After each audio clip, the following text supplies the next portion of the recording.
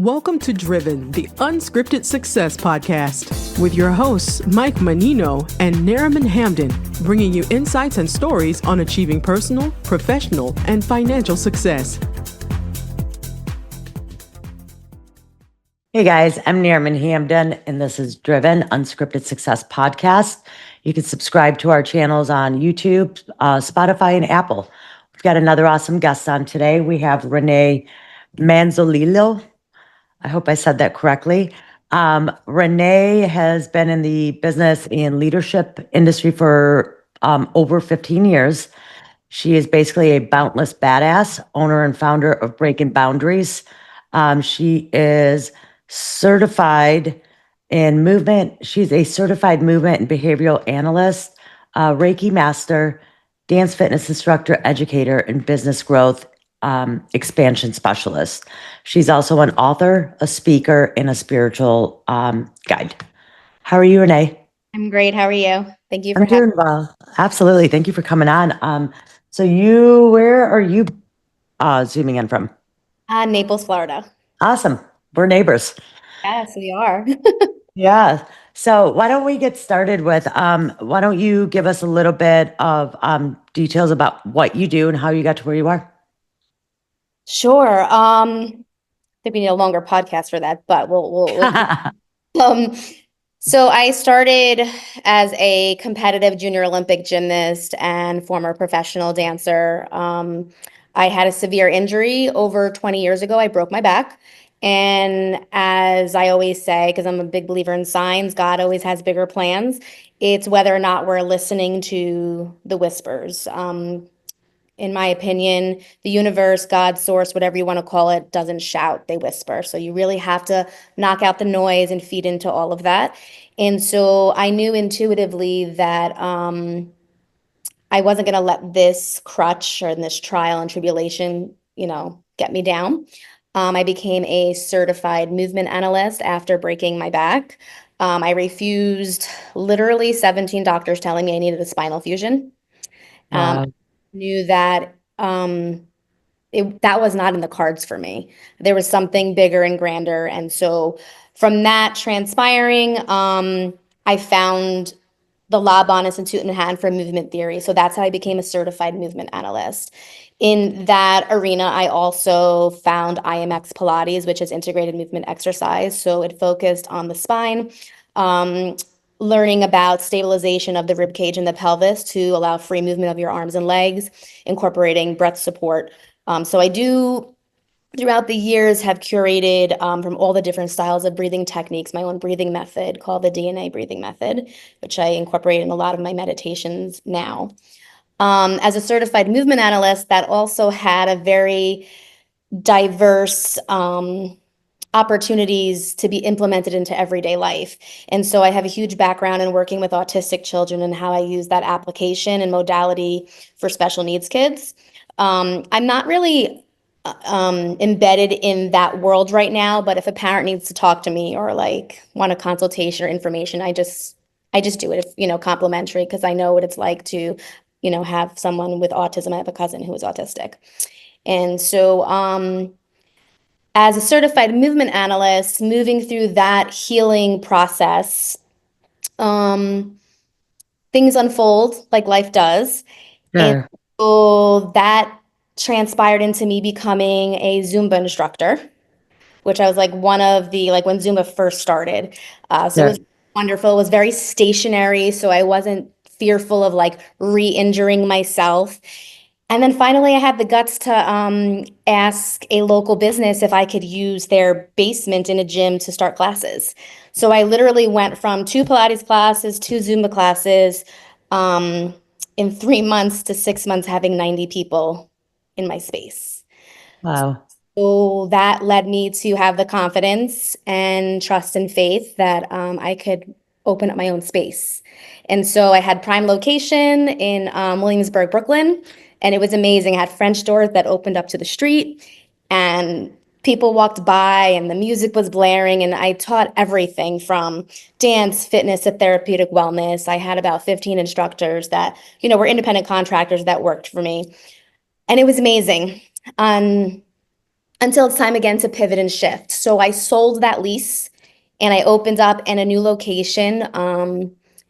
And it grew and grew and grew. And I became basically the catalyst in my area, Williamsburg, Greenpoint, for all dance, fitness, therapeutic wellness. The schools would hire us for charity events, things like that. When COVID happened, things changed again. Sure. And so, sorry. It's okay. Sorry. It's okay. It's good for me to talk about this. It's the 999 portal today, so it's release.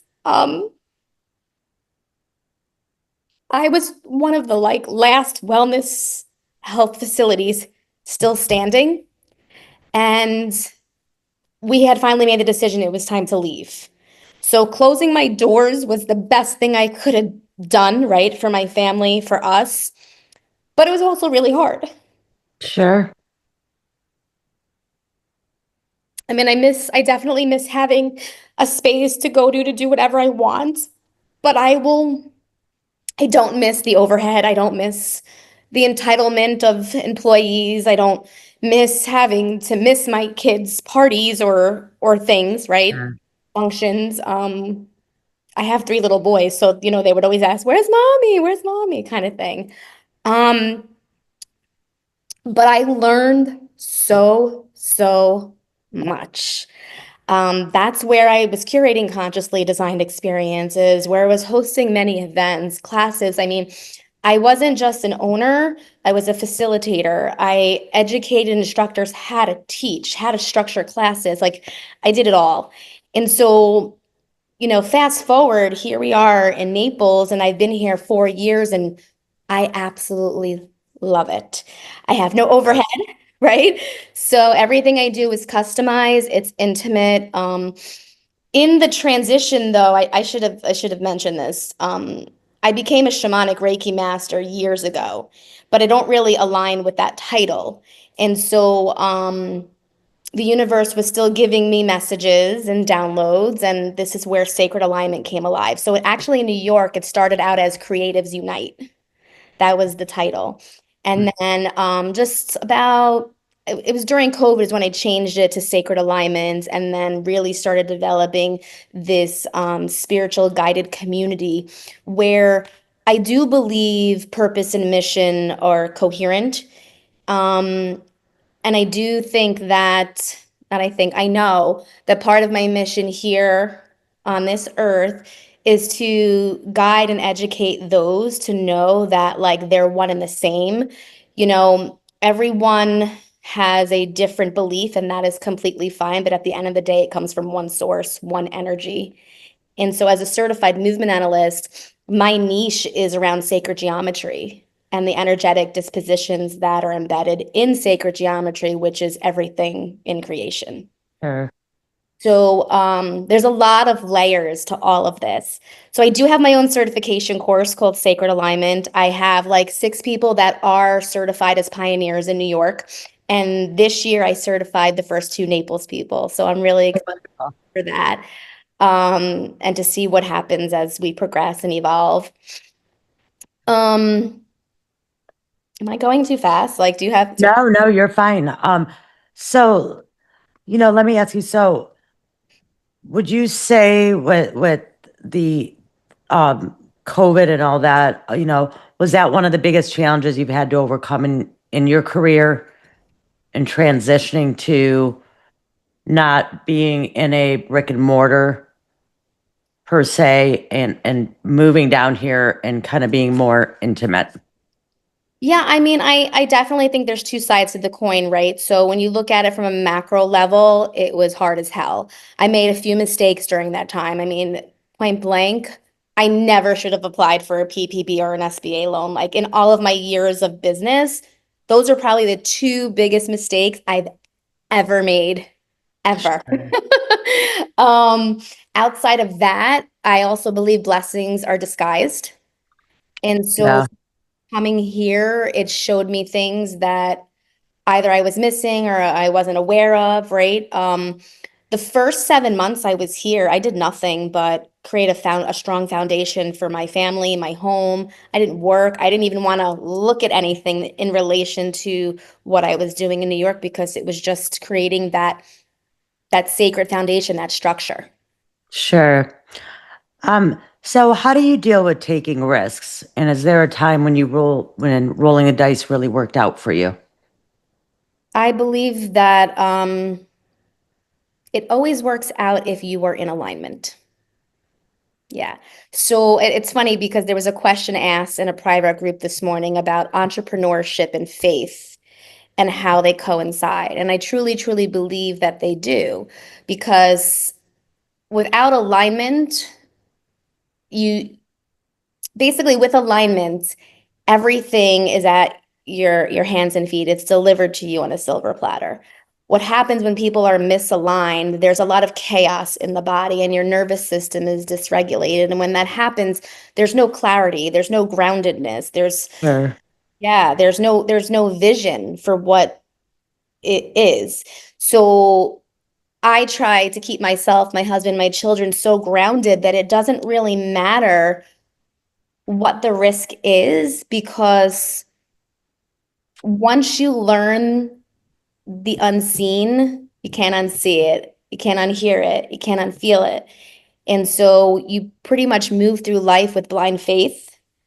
And that's the power of source. That's the power of sacred geometry. That's the power of God, whatever you want to call it, whatever you believe in. So alignment is key to taking risks. Sure. And So, oh, go sorry. ahead. I'm sorry. Go ahead. Think to answer your question, here I was renting in a basement of a gym in Brooklyn. I had 90 people by, 3 to 6 months, and I opened up a huge facility where my rent was $6,000. Like, that's a huge risk, right? Sure. Um, buying a condo built from scratch in Brooklyn when everyone told us we shouldn't. Guess what? That's why we're able to do what we're doing here in Naples, right? Like, there's a lot of things that I think people just allow fear to get in the way, and it paralyzes them Hmm. out. And I refuse to live like that. I'm blessed. I have two very grounded, I had a great childhood, great upbringing, unconditional love, parents that taught me how to fight for myself, believe in myself, things like that, with full support. And, with the work that I do, I see it's unfortunate how many people don't. Yeah. That's really sad. Yeah. That is tough. So I'm not afraid to take risks. What's the worst that could happen? You fail. Exactly. Yeah, absolutely. So, what's a skill or habit you think doesn't get enough credit for contributing to your success? Oh, I feel like I'm like this double-sided thing, my truth. Um, I'm a lot for a lot of people, and I don't really care. I'm unapologetic. I'm a truth seeker. I hold a lot of integrity and honesty, and I'm transparent beyond belief. And I disturb a lot of people's light. They're Sure. Yes, I am very well aware that I walk into rooms and I either brighten it up and I'm fully like people attract to me, or I trigger every part of them. And it's just been over the last 4 years being here that I've learned a lot of lessons. And I'm okay with that because they're not meant to move to the next level with me or experience certain things. And that's okay too. Sure. Yeah. So, I'm sure, leading a team has its challenges.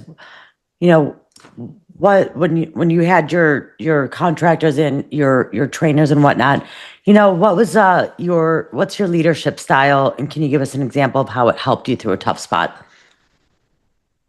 Tough spot, I'm not sure, because again, I believe in alignment, but I also believe that when you are hiring someone for their expertise, you have to allow them to be the expert. And so what I find that happens in a lot of leadership roles is there's too much control.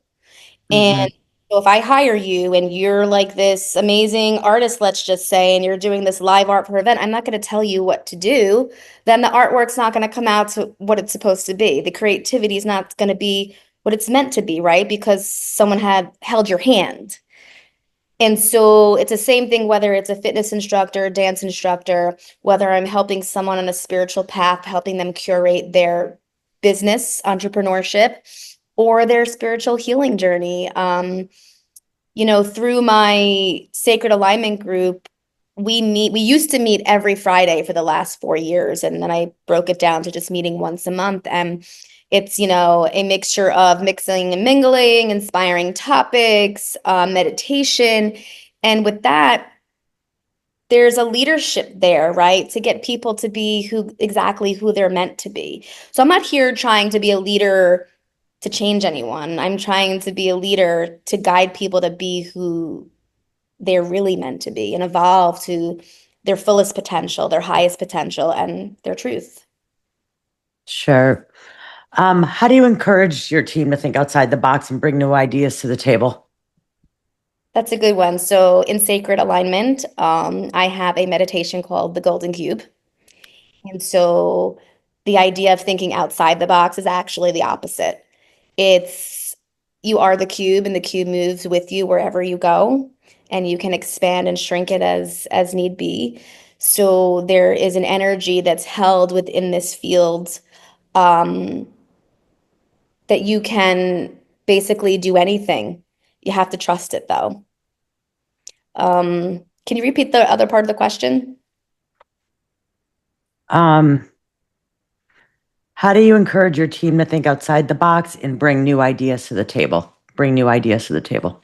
So taking that idea of the cube, it's taking all of those ideas, all of those modalities, what do they want to be when they grow up, and put it inside and really feel how, on a sensory integrated level, like what it makes their body feel like. The body is going to tell a person everything. Um, I think that people get so caught up in their thought process and the logical brain, the analytical brain, and they forget about sensing the information that's been given from like something as subtle as the heartbeat, right? Or the sensory touch of the skin. And so those whispers, those ideas that pop up, it's a preview to what your future is. And so if people can act on those and move with fluidity with it, like there's a lot of expansion there. Sure. So, what's a day in your life look like, and how do you juggle work and everything else?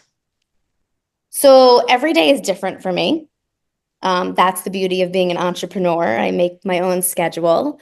But so if we're taking a school day, it's 3 kids driving one, 2 buses, breakfast, lunches.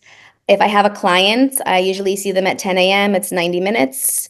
If I don't have a client, maybe I'm at a meeting or I'm curating an event. And then, it's pick kids up, cook dinner. I love to cook. So constantly doing that. And family time is extremely important. I try to make sure that I don't really like the word work because I love what I do. So Monday through Friday is where I'm going to say play. And then Saturday, Friday evening through Sunday is really embedded with my family, as much as possible. And that's usually on a baseball or a football field, or, we're foodies, so we're out and about. That's nice. Has there been a book, a podcast, or someone that's really changed your outlook or approach? So, believe it or not, I'm not a huge reader. Um, when I do read something, I read it backwards. I skim. It's very interesting. But I find people to be interesting. Like I love listening to Denzel Washington, Morgan Freeman, Matthew McConaughey. And I'm a new author, so I have a different respect for it now too, right? And I don't give myself enough credit for the very small stepping stone, but it's one chapter out of 13 authors in a co-book. And so I give credit to my friend Melanie Wilson, who is the main author of the book. And this is a perfect example of alignment. I met her 4 years ago, and then here we go, right together. And she's like, I want you to be part of my book. And that, I have to say, opened up a major healing component for me when having to sit down and filter through the layers of what I was sharing.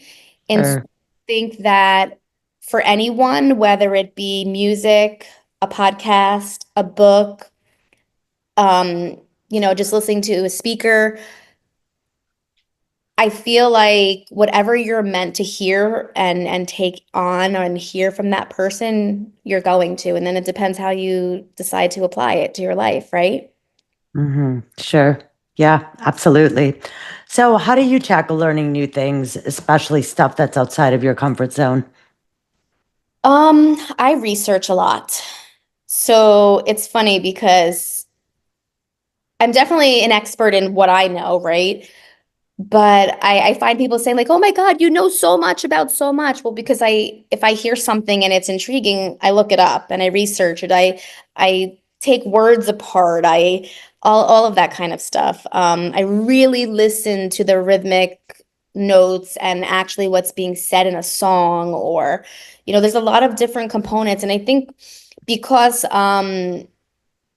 most of the world is pretty paralyzed with technology nowadays, Hmm. missing what's right in front of them. And so, I always say to clients, if you're depressed, you're in the past. If you have anxiety, you're in the future. And so the idea is to be present, right? So that you're balanced and you're in the moment. And then when you're there, you don't miss anything. Absolutely. Can you share a personal habit or routine that significantly contributed to your professional success?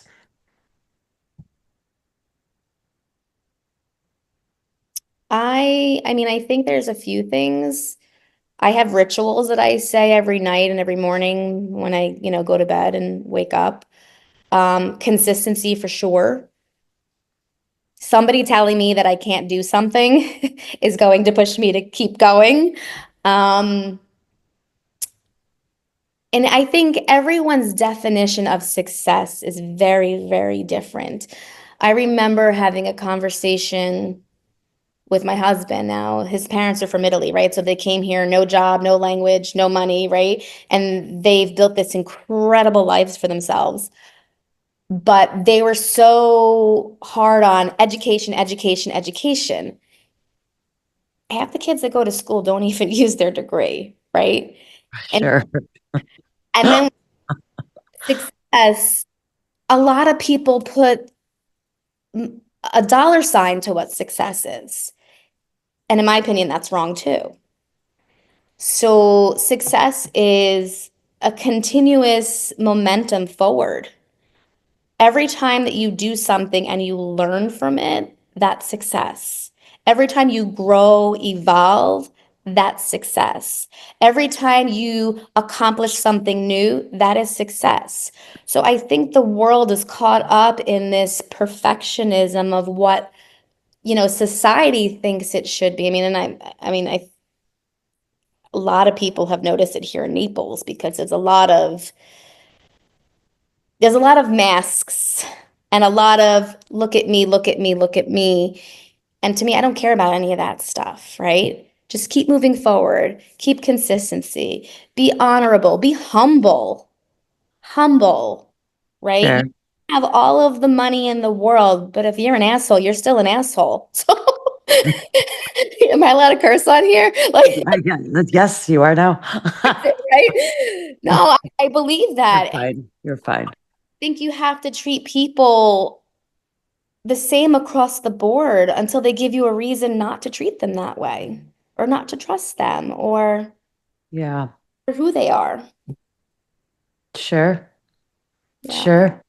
Well, it sounds like things are going really well for you and your business. So as we're wrapping up our interview, what exciting plans or initiatives do you have planned in the next 6 to 12 months? What do you got going on? Well, some of it I can't say yet because I don't believe in sharing before solidifying. Okay. Something I didn't mention is I am the chair for the external gala Make-A-Wish. So I am going on year 4 and that'll be happening in March. So I'm really excited to get that underway. Let's see what else. I think that my biggest touch point here is just to reach more people. And I don't mean a grandioso amount of people. For me, it's quality over quantity. I don't care if I have 10 people in my circle. If they're the right 10 people, you're doing exactly what you're supposed to be doing. Sure. And so for me, I think it's just about giving all of me to the right people. Sure. Yeah. That's beautiful. So if someone wanted to get a hold of you, how would one get a hold of you for your services or with the autism and everything? Yeah, sure. So I'm at Renee Manzolillo on Instagram. I also have a business page, Breaking Boundaries NYC. There's no G on Breakin. My website is under construction right now. I mean, you can still access it, but it's under construction. It's being revised and remodeled. And then, what else would you want? I guess that's I'll just if that's the way they can contact you, Instagram and your email and website. Perfect. Yeah, Yeah. breakingrm@gmail.com. Awesome. Thank you so much for coming on and sharing your story. Really appreciate it. I enjoyed chatting with you. And thanks for tuning in, guys. And if you want to get a hold of Renee, that's how you get a hold of her. And we'll see you guys next time. Thank you for having me. Appreciate it. Absolutely. Thanks for listening to Driven, the Unscripted Success Podcast. Want to share your story? Apply to be a guest at drivensuccesspodcast.com/guest.